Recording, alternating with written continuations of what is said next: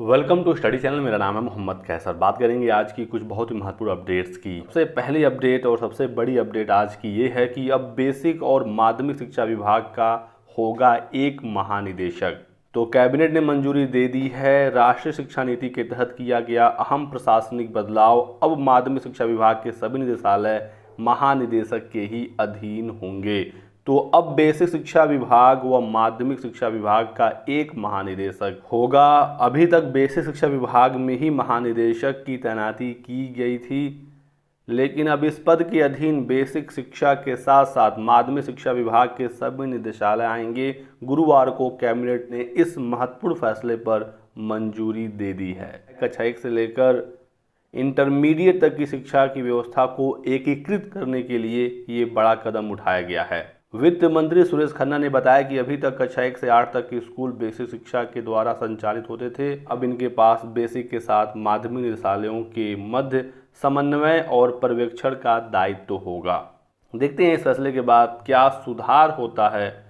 बताया गया है कि सूचनाओं व आख्याओं का परीक्षण कर शासन को प्रेषित करना होगा। बजट प्रस्ताव शासन को भेजेगा। निदेशालय एवं अधीनस्थ कार्यालयों द्वारा निर्गत की गई वित्तीय स्वीकृतियां, बजट आवंटन एवं व्यय का पर्यवेक्षण करेगा। शासन को उपभोग प्रमाण पत्र देगा।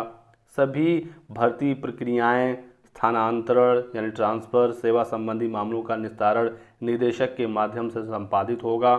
निदेशकों के माध्यम से अध्यापक के प्रशिक्षण के लिए कैलेंडर व ट्रेनिंग मॉड्यूल तैयार कर प्रशिक्षण की व्यवस्था करेगा। नई शिक्षा नीति 2020 के अनुसार बोर्ड परीक्षाओं में सुधार, संस्कृत शिक्षा परिषद के सभी कार्यों पर नियंत्रण होगा।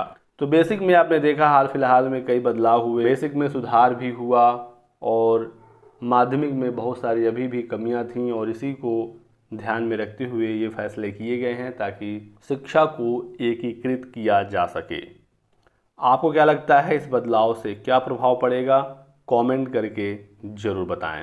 लेकिन इसी बीच एक खबर निकल कर आ रही है, जैसा कि आप देख सकते हैं कि एडेड जो स्कूल हैं, माध्यमिक विद्यालय हैं, यहाँ पर 20,000 पदों पर आउटसोर्सिंग से भर्ती होगी। लगभग 45,000 पद यहाँ पर रिक्त हैं। 10 साल बाद भर्तियाँ खुलेंगी। 2012 के बाद कोई भर्ती आई नहीं। बात हो रही है ग्रुप डी की, चतुर्थ श्रेणी के कर्मचारियों की। लेकिन यहाँ पर जो भर्ती की प्रक्रिया है वो देख सकते हैं आउटसोर्सिंग के जरिए भर्ती होगी, यानी कि संविदा पर भर्ती होने जा रही है करीब 10 साल बाद ग्रुप डी के कर्मियों की। वेतन के बारे में बात करें तो वेतन 13,072 रुपये है। इसमें इनका ईपीएफ वगैरह कट के जो इन हैंड सैलरी है वो 9530 रुपये मिलेगा, 10,000 से भी कम। योग्यता के बारे में बात करें तो इंटरमीडिएट है। आयु सीमा 18 से लेकर 40 साल है। तो चतुर्थ श्रेणी यानी ग्रुप डी के लिए भर्ती होने जा रही है चपरासी वगैरह के पदों पर। 4512 एडेड माध्यमिक विद्यालय हैं, जो अशासकीय माध्यमिक विद्यालय हैं उसकी बात हो रही है। 45,000 पद रिक्त हैं। 20,000 पदों पर भर्ती की तैयारी चल रही है। तो आज तो ग्रुप डी की भर्तियां आउटसोर्सिंग से हो रही हैं, आगे चलकर जो दूसरे पद हैं उसे भी इसी तरीके से भरा जा सकता है। तो संविदा का विरोध छात्र कर रहे हैं, लेकिन फिलहाल देख सकते हैं न्यूज़ निकल कर आई है कि एडेड माध्यमिक स्कूलों में भर्ती तो हो रही है, लेकिन संविदा पर।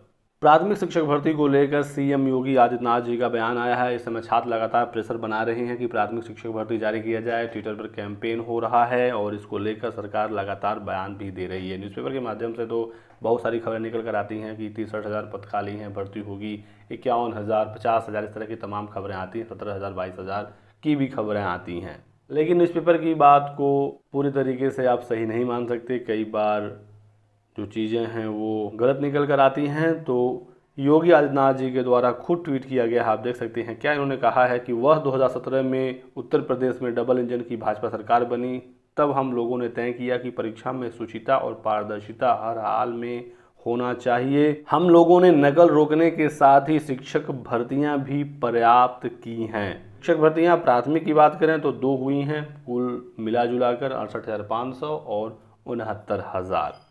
एक एलटी ग्रेड की भर्ती हुई 2018 वाली, एक टीजीटी पीजीटी की भर्ती हुई 2021 में जो पूरा किया गया। 2022 वाली भर्ती की परीक्षा तारीखों का इंतजार अभी भी है। लेकिन इस समय जो सबसे बड़ी मांग है वो प्राथमिक शिक्षक भर्ती की है। 4 साल बीत गए, भर्ती कोई आई नहीं। सरकार ने दावे और वादे तो बहुत सारे किए, लेकिन भर्तियां जमीन पर दिख नहीं रही हैं। और एक और ट्वीट हुआ है योगी आदित्यनाथ जी की तरफ से, राष्ट्रीय शिक्षा नीति आगे बढ़ने के लिए ढेर सारी अपॉर्चुनिटी दे रही है और इसमें आगे उन्होंने कहा है जो इम्पोर्टेंट है, सभी विद्यार्थी स्वयं को अभी से तैयार करें ताकि अपने सुनहरे भविष्य को संवार सकें, सजा सकें और इस तरह आप अन्य लोगों के लिए रोल मॉडल बन सकें। तो परिषदीय विद्यालयों का नाम तो सरकार ले रही है। उन्होंने कहा आगे कि ऑपरेशन कायाकल्प के अंतर्गत परिषदीय विद्यालयों में बेहतरीन सुविधाएं उपलब्ध कराई जा रही हैं। इनमें स्मार्ट क्लासेस का निर्माण हो रहा है, लेकिन नई भर्ती को लेकर स्पष्ट उन्होंने कहीं भी नहीं कहा कि हम कोई नई भर्ती करने वाले हैं या इतने समय में करेंगे। तो अभी नई प्राथमिक शिक्षक भर्ती में समय है, आप लोग तैयारी तो करते रहें। यदि आप प्राथमिक शिक्षक भर्ती के अलावा भी दूसरी भर्तियों में एलिजिबल हैं, बीएड वगैरह आपने किया है, तो आप वहां पर भी ट्राई करते रहें। एक भर्ती को लेकर ना बैठें और यूपीएससी वगैरह की जो भर्तियां हैं यूपीपीएससी की, आप वहां पर भी तैयारी करते रहें, एग्ज़ाम देते रहें, क्योंकि एक भर्ती को लेकर बैठना वर्तमान कंडीशन में सही नहीं है। सीएम कह रहे हैं कि हमने पर्याप्त भर्तियां कर ली हैं, तो अभी नई भर्ती को लेकर कुछ भी स्पष्ट नहीं है। फिलहाल इस वीडियो में बस इतना ही। वीडियो को लाइक और चैनल को सब्सक्राइब कर दीजिएगा ताकि आपको इसी प्रकार की सभी लेटेस्ट और ऑथेंटिक इन्फॉर्मेशन मिलती रहे। Thanks for watching.